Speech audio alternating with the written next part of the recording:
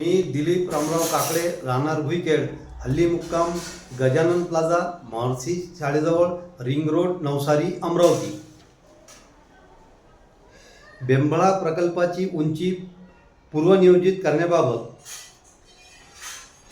माननीय मुख्य अभियंता साहेब, मान्य टाले साहेब, जलसंधारण विभाग, अप्पर वर्धा कार्यालय, अमरावती यांना मी विनंतीपूर्वक आपणास कळवितो की आपल्या बेंबळा प्रकल्प विभागाने उपकार्यकारी अभियंता साहेब, बेंबळा प्रकल्प, यवतमाळ विभाग यांनी दिनांक 18/6/25 रोजी पत्र दिले की पूर्वनियोजित पातळी 269.50 मीटरवरून 268 मीटर करण्यात आली.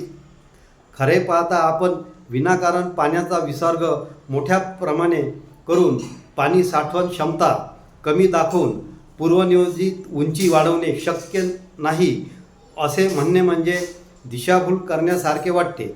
आपण माझे जुने गावठाणचे मंदिराजवळ 17 फूट पाणी साठवण आहे असे समजून जुन्या गावठाणचे पुनर्वसन केले आहे. जुने गावठाणमध्ये 1 फूटसुद्धा पाणी नाही, तर गावाचे पुनर्वसन का करण्यात आले आहे?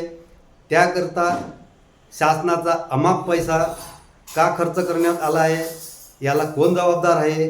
त्याशिवाय माझी शेती पुनर्वसन करता माझा विरोध असताना जबरदस्तीने संपादित करून मला भूमिहीन करून माझ्यावर का अन्याय केला आहे?